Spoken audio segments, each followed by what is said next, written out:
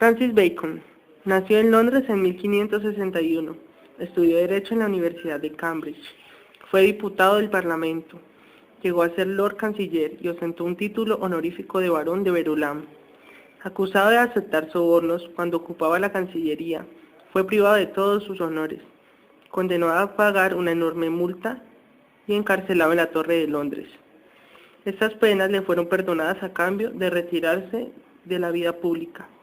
Durante su retiro se dedicó al estudio de la filosofía, la política y la ciencia. Su obra. Bacon concibió su obra filosófica como la elaboración de un solo y gran libro enciclopédico, cuyo título inicial tenía que haber sido la gran instauración de las ciencias. Con el tiempo, reconoció que el proyecto superaba su capacidad de trabajo y tan solo redactó una parte del mismo. De este frustrado proyecto quedó la división de las ciencias y el Novum Organum. Además dejó publicados algunos ensayos y una utopía titulada Nueva Atlántida. En la división de las ciencias, Bacon clasificó los productos de la mente humana en tres grandes ámbitos según la facultad de entendimiento que les corresponde. El primero sería, por la memoria se llega a la historia. El segundo, por la imaginación se llega a la poesía. El tercero, por la razón se llega a la filosofía y la ciencia. El método inductivo como probabilidad. En el aspecto metodológico es donde resalta mejor la importancia de Bacon como filósofo. Fue el introductor del empirismo y del método inductivo a través del Novum Organum, obra que parte de las dos mismas preocupaciones que el discurso del método cartesiano: la preocupación crítica y el temor a errar. En general, la metodología baconiana trató de preparar el camino a la ciencia para que el conocimiento obtenido por el hombre fuera certero y evidente. En particular, al igual que Descartes, Bacon trató de dar a la filosofía un soporte científico. En Novum Organum, Bacon realizó una defensa de la lógica inductiva y una crítica de la lógica deductiva aristotélica. Es decir, que Aristóteles expuso precisamente en su célebre Organum. La base de la crítica baconiana al método deductivo consistió en señalar que con la demostración deductiva no se aumenta el conocimiento de la premisa mayor o conocimiento adquirido. En cambio, el método inductivo parte de la observación de un conjunto de hechos individuales analizados mediante el proceso de la abstracción, proporcionando a las cosas sus conceptos y precisando las leyes que les son propias. La inducción baconiana era, sin embargo, incompleta, porque no se basa en todos los casos observables posibles, sino tan solo en los considerados como más significativos. La certeza obtenida con este método no puede tener la pretensión de ser absoluta, pero es suficiente para garantizar la continuidad de la evolución progresiva de la ciencia. Los ídolos. En Novum Organum, Bacon analizó también los prejuicios más frecuentes con que tropieza la imaginación científico-filosófica. A tales prejuicios les llamó ídolos y distinguió los tipos que se describen. Los ídolos de la tribu. Es un ídolo que lo poseen todos los hombres, ya que por medio de este ídolo buscan con la manera de darle explicación a algo, asimilándola de manera correcta sin importar los cambios que produce la naturaleza. Creer, por ejemplo, que las estrellas son pequeñas porque las vemos pequeñas, o la personalización, interpretar los hechos naturales según esquemas humanos. Los ídolos de la caverna. Alusión al mito platónico. Son los prejuicios basados en la individualidad de las tendencias personales de cada uno, en la absolutización de lo relativo, en considerar que lo habitual es lo verdadero y lo insólito lo falso. Los ídolos del foro. Son los prejuicios que se encuentran en la sociedad, en el lenguaje y que se transmiten preferentemente a través del sistema educativo. Es decir, que por medio de las palabras tanto se puede cambiar e incluye la realidad.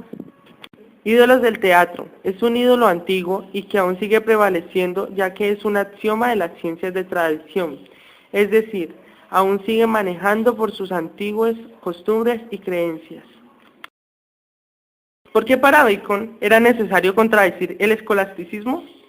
Para Bacon, el escolasticismo era mediocre, ya que ésta se escondía de las verdades de las cosas. Por lo tanto, desechó la escolástica medieval como método de investigación y propuso su método, el de la inducción, descubriendo así un método científico para con ello establecer el dominio de la humanidad sobre las cosas para lograr adquirir un conocimiento propio y previo a la realidad a través de la ciencia, la cual da lugar al desarrollo de la tecnología en función de una mejor calidad de vida para la humanidad.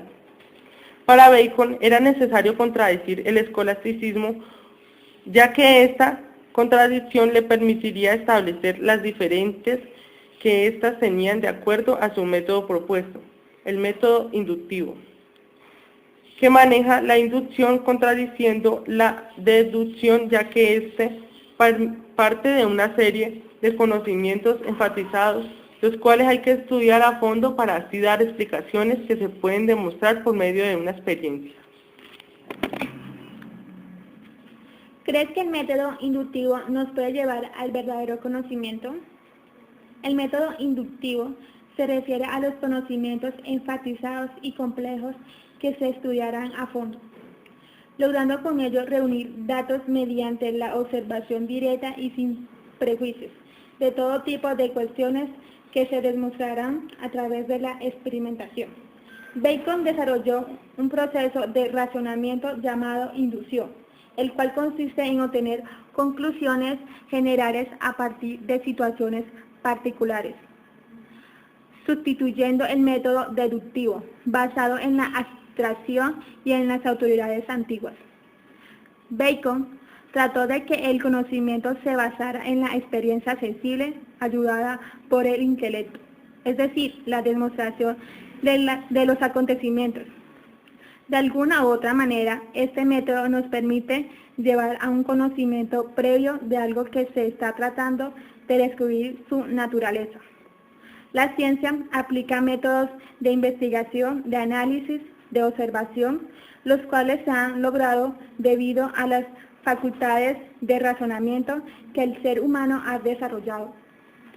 ¿Cómo crees que sería el conocimiento de Bacon si no le hubiera agregado el método inductivo a la lógica? Francis Bacon fue un revolucionario del pensamiento, ya que introdujo el empirismo, que es la demostración de los acontecimientos que se han obtenido a través de la experiencia. Planteamiento reformado que postuló, y si ésta no hubiera tenido su complejidad en la lógica, cambiaría varios aspectos, ya que antes de Bacon se conocía la filosofía empírica. Sin embargo, se optó nuevas leyes de aplicación que le permitieron establecer la importancia dentro de un campo científico necesario para conocer la naturaleza y con ello dominarla y someterla a nuestras necesidades.